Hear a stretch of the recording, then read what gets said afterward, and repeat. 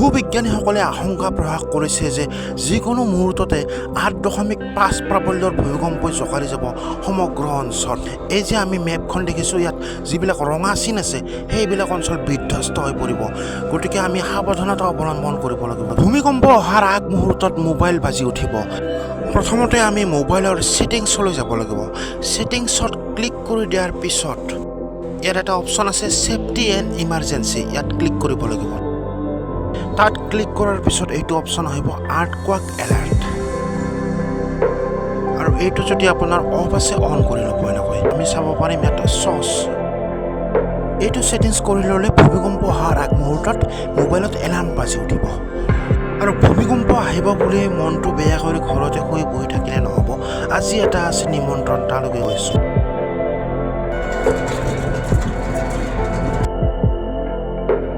অন্নপ্ৰসান অনুষ্ঠান এটা আছে, ভাতমুখত দিয়া আছে, তালৈকে গৈছোঁ। আমটো কৰবাত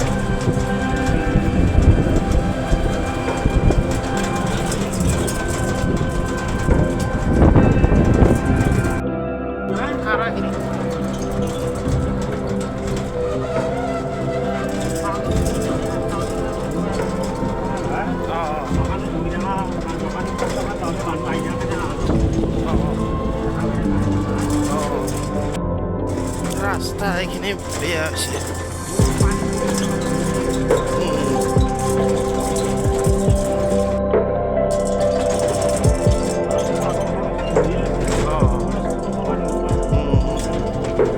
দলংখন পালোঁ, আমডগৰ আমডগৰ দলং আৰু কাষতে হয় সভা।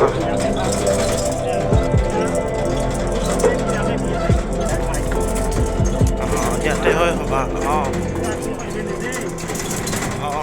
খৰচ আছে, বহুত খৰচ আছে।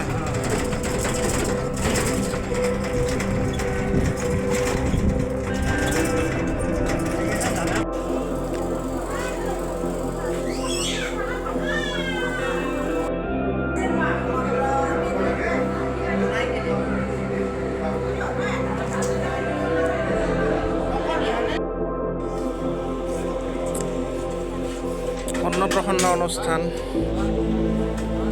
ইয়াত ভাত খাম। ভালে লাগিছে আজি, অলপ বৰষুণ আহিছিল, এতিয়া বৰ্তমান ঠিকেই আছে।